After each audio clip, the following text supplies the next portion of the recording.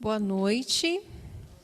Eu sou uma filha amada de Deus. Eu estou me recuperando dos impactos do abuso sexual que eu sofri na infância. Nesse ciclo, eu estou trabalhando questões relacionadas ao orgulho e estou buscando aprender a ter relacionamentos saudáveis. Meu nome é Silvia. A gente vai falar sobre esse tema, escolhas conscientes, e o que a gente vai falar aqui está baseado na lição 5 do material, do Celebrando a Recuperação, que é a lição que a gente chama de entrega, escolhas conscientes. O Jorge falou que ficou chateado, porque o Palmeiras perdeu, então, podemos repensar as escolhas.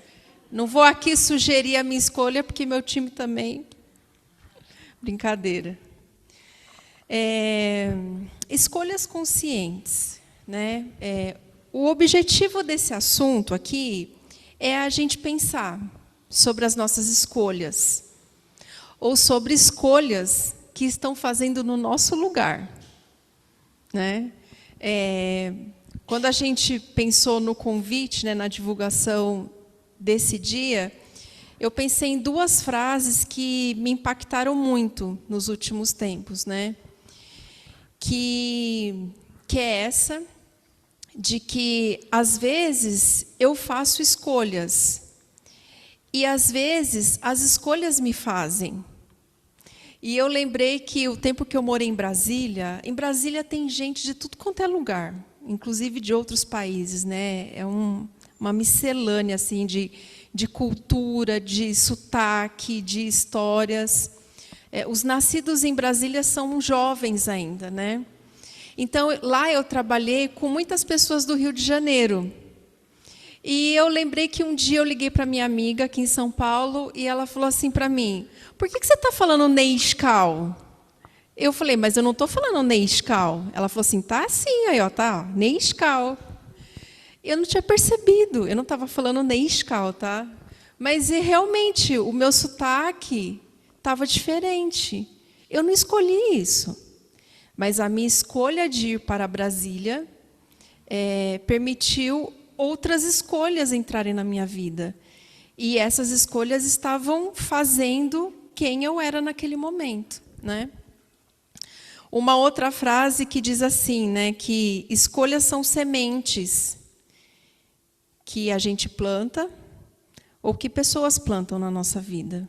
Só que semente cresce, Então, você planeja lá, você escolhe plantar rosa no seu jardim, só que vem alguém e planta erva daninha. E aí chega uma hora que cresce. E aquela erva daninha sufoca a flor que você planejou e plantou. Isso aconteceu muito na minha vida, porque, por conta da codependência, eu não tinha limite. Eu acho que, a partir do abuso, eu cresci com a sensação de que eu era corresponsável pelo abuso e até culpada por ele. Então, eu tinha um desejo insano de agradar pessoas. Então, eu fui para a codependência. E, às vezes, migrava para a dependência também. E essa atitude fez com que eu não aprendesse a ter limites. Então, eu me vi, em vários momentos da minha vida, pessoas invadindo o meu quintal e plantando nele coisas que eu não queria. Eu aprendi a começar a ter limites, sabe quando? Na sala de partilha.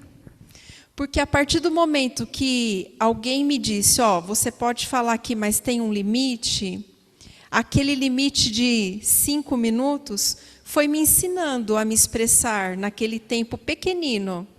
E eu transportei esse aprendizado do limite para outras áreas da minha vida. Só um exemplo,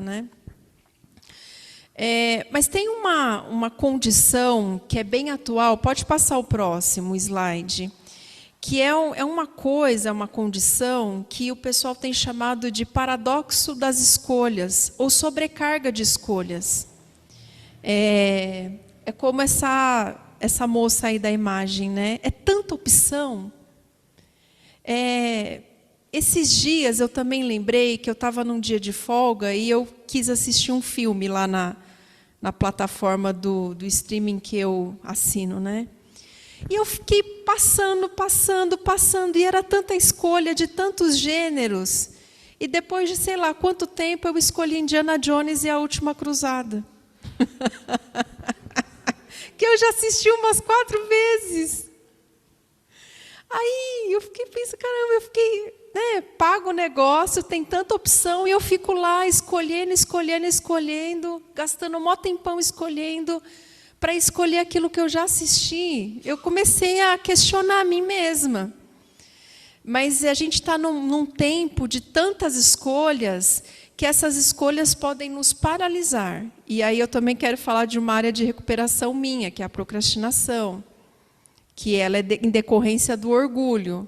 Né? Então, a procrastinação muitas vezes me paralisa diante de tantas opções, mas eu estou aprendendo que procrastinar também é uma escolha. Não decidir também é uma escolha. E decidir é difícil às vezes, né?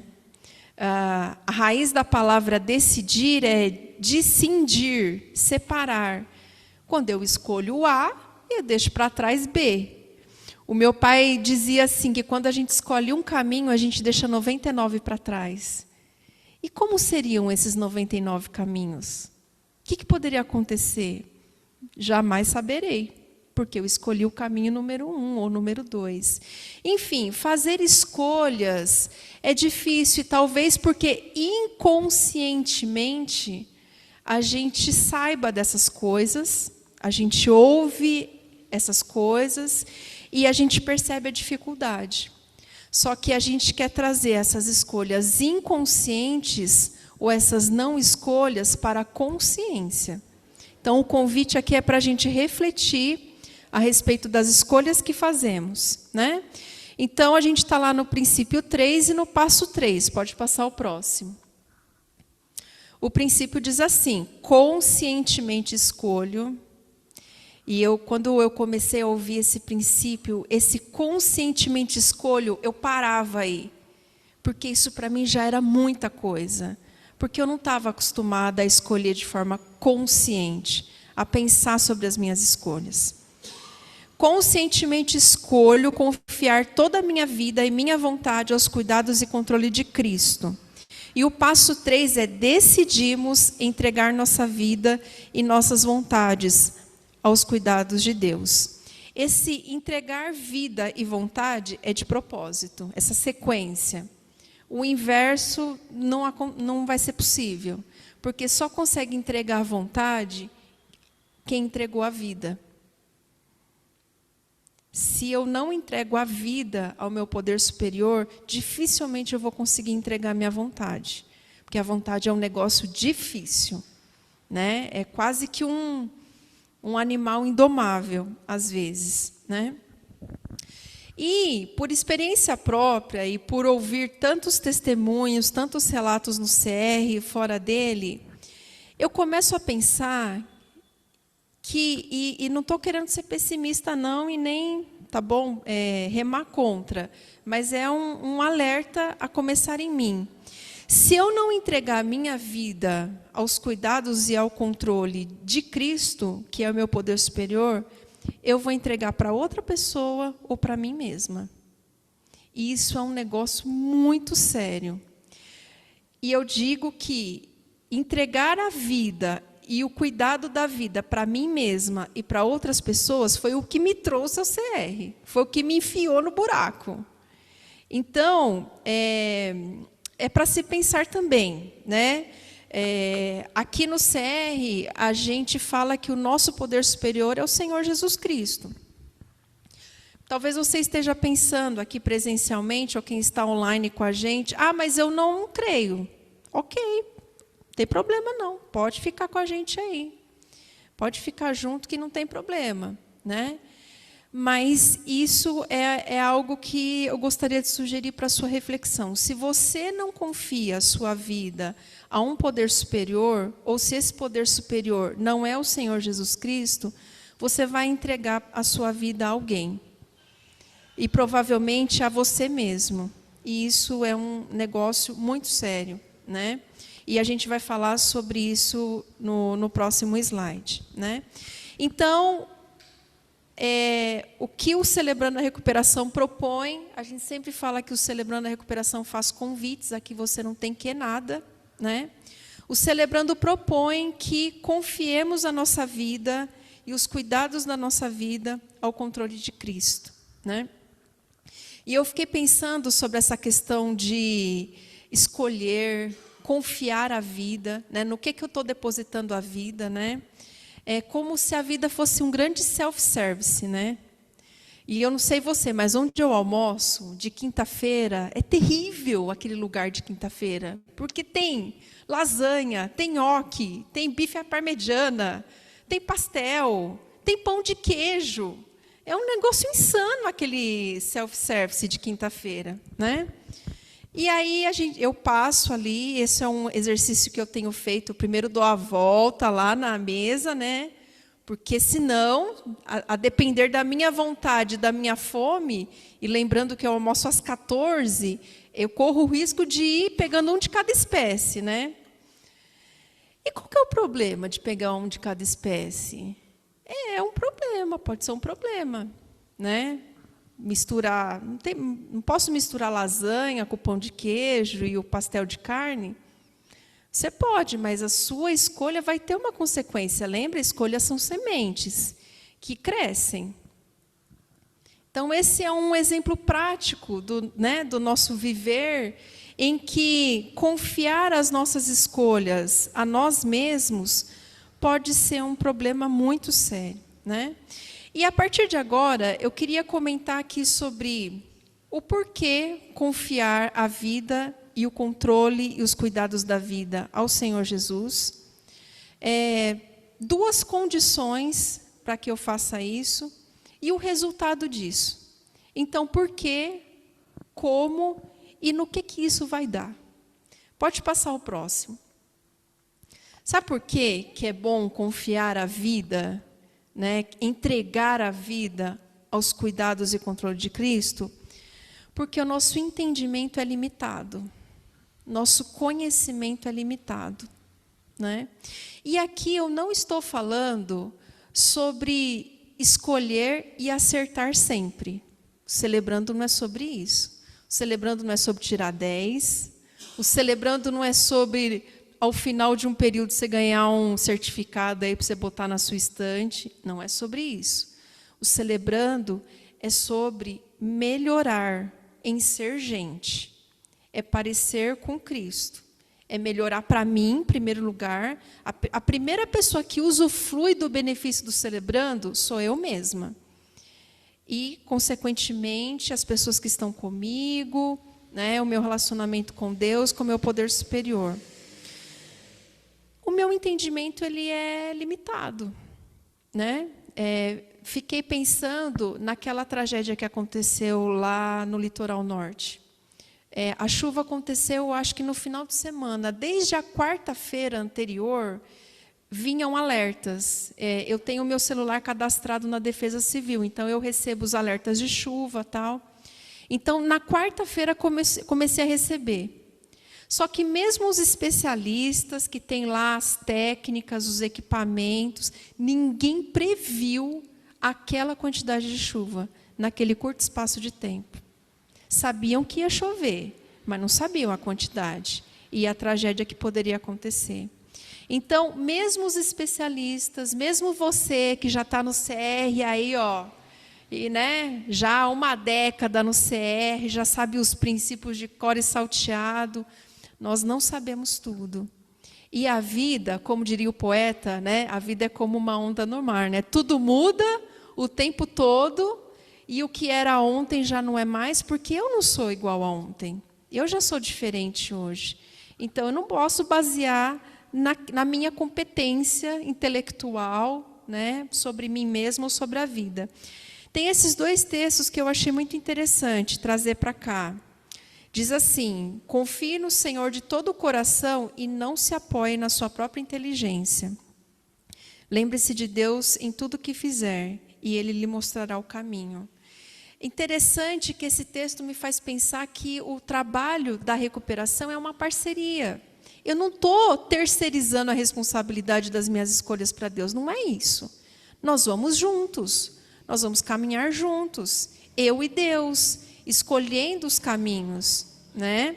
Por isso que talvez eu erre, provavelmente, mas eu estou ali com Deus, e conforme o Fábio falou na semana passada, com Deus a gente faz escolhas baseadas na verdade. Porque a verdade, aqui, ela não é um conceito, uma ideia. Eu posso ter um conceito de verdade e você outro. Mas quando a gente pensa no Senhor Jesus, Ele é a verdade. No Senhor Jesus, a verdade não é uma ideia, é uma pessoa. Então, eu ando com Ele e eu tenho chance de reconhecer o que é verdadeiro, os relacionamentos verdadeiros e as escolhas verdadeiras. O outro texto diz assim: em parte conhecemos e em parte profetizamos. Quando, no entanto, chegar o que é perfeito, o que é imperfeito será extinto. Eu não sei tudo. Eu não tenho todas as informações. E aqui também eu quero fazer um parênteses para você que se culpa muito por decisões que você considera hoje que foram decisões erradas. Você tomou as decisões com as informações que você tinha, no contexto em que você estava. Eu poderia aqui elencar muitas, mas muitas decisões erradas que eu tomei. Mas hoje eu consigo olhar para aquela Sílvia com misericórdia e abraçar e acolher, né? Como o Jorge falou, estamos aqui para acolher uns aos outros, inclusive a mim mesma. Às vezes me vem, não devia ter. Ok, realmente você não devia. Agora você sabe, lá você não sabia. Então, acolher, né, essa Sílvia que tomou as decisões erradas é importante, porque eu não sei tudo. Então, esse é um motivo pelo qual vale a pena entregar a vida e os cuidados e totalmente o controle nas mãos do Senhor Jesus Cristo, porque Ele sabe. Ele não somente sabe, como Ele é a verdade. Os 2 próximos slides vão falar de pelo menos 2 condições que é importante nessa entrega. O primeiro é a questão do arrependimento.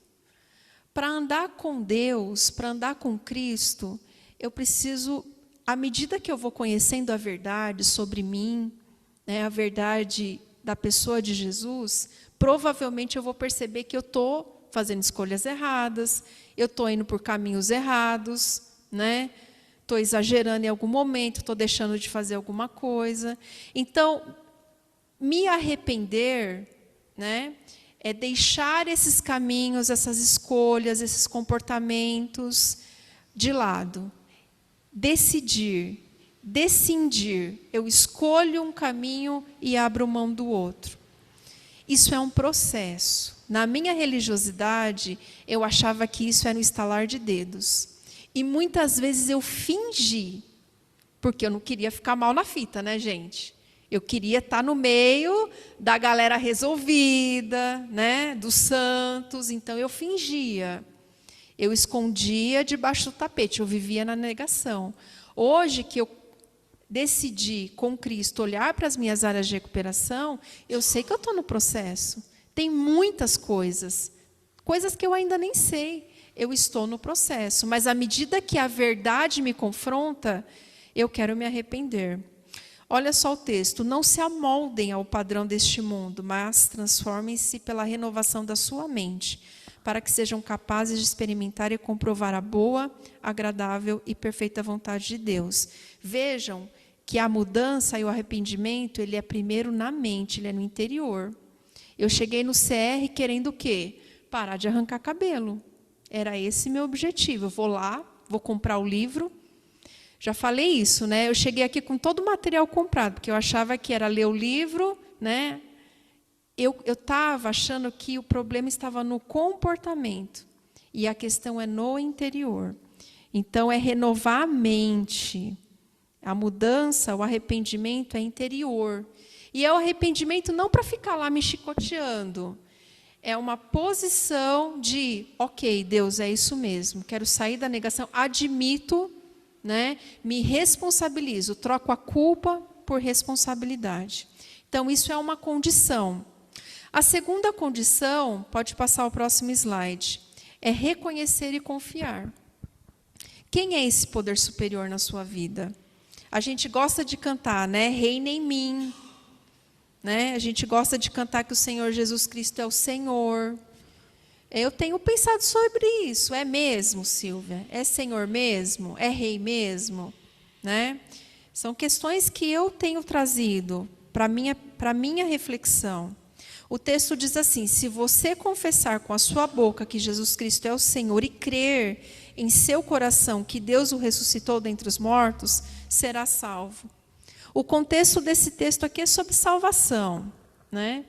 Mas eu acho que a gente pode extrapolar e lembrar a partir desse texto que se eu não tenho todo o poder, o Senhor Jesus Cristo tem. Se eu colocar Ele como Senhor e Rei da minha vida, é um caminho de possibilidade, de transformação. Porque Ele tem toda a verdade, Ele sabe, Ele conhece. Inclusive a mim mesma mais do que eu. E se a gente então tem essa atitude de se arrepender, de se aproximar de Deus, de, ao encarar a verdade, tomar posições de arrependimento, reconhecer quem Ele é e confiar nele, é provável que a gente tenha um resultado. E sabe qual que é esse resultado? Pode passar o próximo slide.